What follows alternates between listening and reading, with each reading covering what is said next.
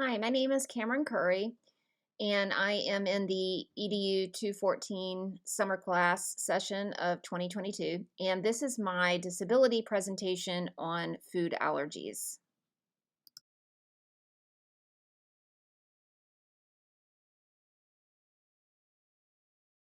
Learning objectives for this presentation are for the viewer to be able to identify the most common food allergies among school children, to be able to recognize food allergy symptoms, and also to be able to apply food allergy prevention strategies within the classroom.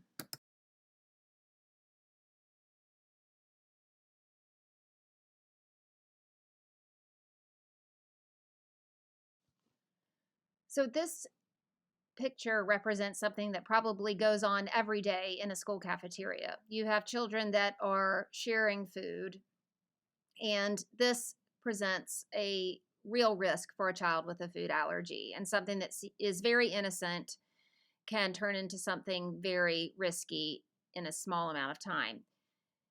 And when you think about schools, there are a lot of food activities that can take place, such as pizza parties, birthday parties, holiday parties.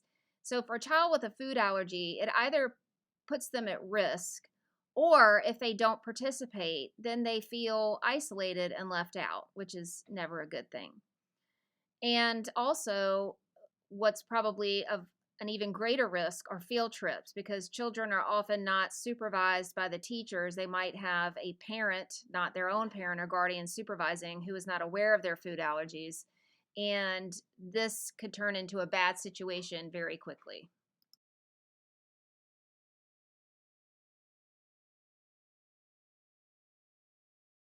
So a food allergy is exactly what it sounds like.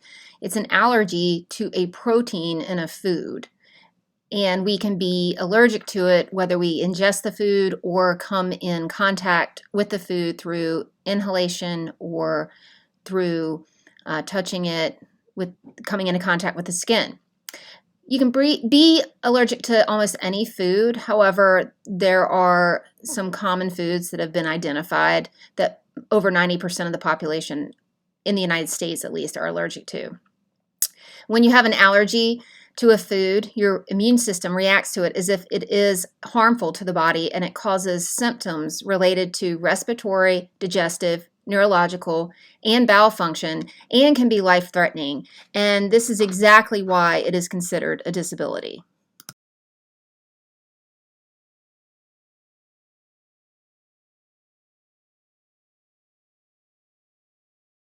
While more than 170 foods have been reported to cause reactions in the United States, the Food Allergen Label Consumer Protection Act has identified 8 major allergens in the United States that have to be listed, must be listed on a label by foods that are regulated by the FDA. So if something is not regulated by the FDA, then there are ways around this. Those 8 major allergens are milk, peanuts, tree nuts, eggs, fish, crustacean shellfish, soy, and wheat. Sesame is being considered as a 9th major allergen to add to the list, because the number of incidents of reactions to sesame is on the rise, and in the last 10 years it has occurred at a rate similar to that of pistachios and cashews. So that may be something to look out for in the future. But because these foods have to be on food labels, then teachers are able to look at foods and possibly prevent a food allergen reaction in the classroom.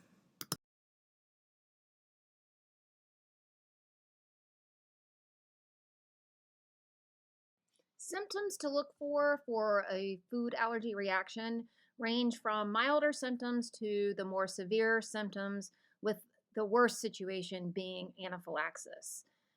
So mild symptoms can be hives, rash, itching, lip and tongue swelling, abdominal cramping. Sometimes children might have some nausea, vomiting.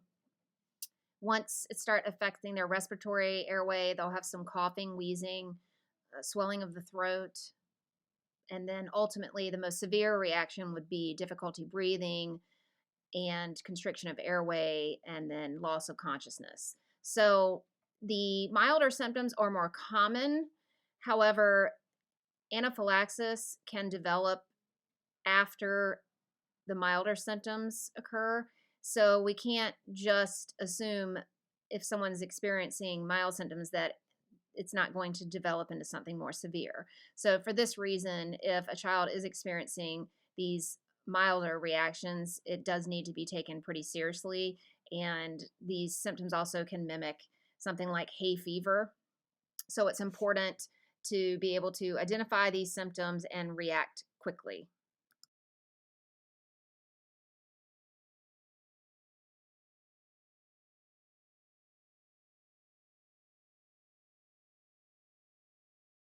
Just a few statistics from Food Allergy Research and Education site. They have great resources for educators, but about 1 in 13 children have a food allergy. So, on average, in a classroom of 26 children, 2 will have a food allergy or food allergies, because more than 50% of children with food allergies have more than one. And in school age children, a peanut allergy is the most common and can be quite severe just through inhaling or skin contact.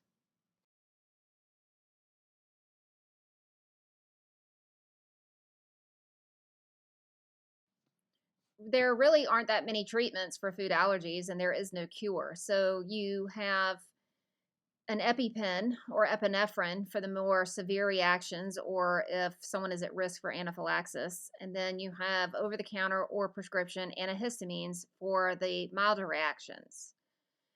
In terms of what causes a person to have food allergies, we're really not 100%, but we know that there is a genetic component and also very likely an environmental component to food allergies, particularly for people who follow a certain type of diet and then change diets at some point in their lifetime with foods that they're not used to having to digest. But also, there are some that believe that there are people that are more predisposed towards immune issues, which would include allergic reactions. There are some other forms of treatment that are being explored in clinical trials, but there's nothing that is mainstream other than the two that I've mentioned here. If you would like to see how to properly use an EpiPen, I've included a YouTube video, because more than likely most teachers are not trained on how to administer an EpiPen in the thigh of a child.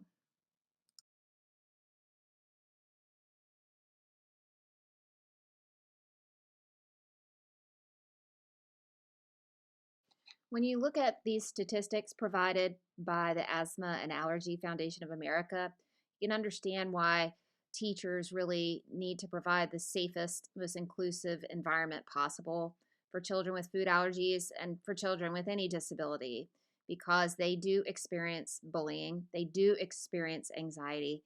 In particular, the parents experience a lot of anxiety and fears, so much so that in this group, 18% of the parents that were surveyed by this group, which was over 1,200 families, decided that homeschooling was the safest option for their child rather than leaving it to the schools for proper protocols and safety. So I think if we understand the anxieties and fears and burden that the disabilities place on these parents, that we will have more empathy and have more understanding towards these families and children.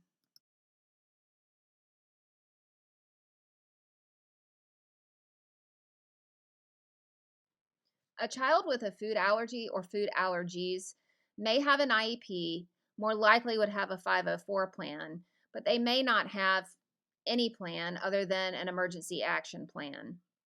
But if a child requires a meal modification or accommodation outside of what is normally provided through a school meal program, then they do require documentation from the healthcare provider regarding this accommodation and the need for a modification. Most of the burden in the school lies on the school food administrators and authorities. They do the meal modifications, they order the food, they're responsible for food prep and storage and labeling.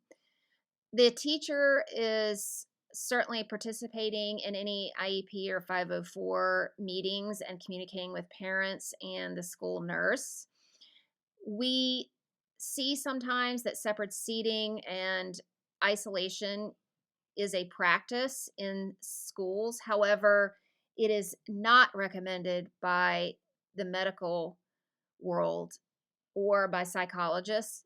Meals are meant to be all inclusive as possible. But if the school food authorities and the family agree that isolation and segregation is the safest practice, then that is what needs to be done.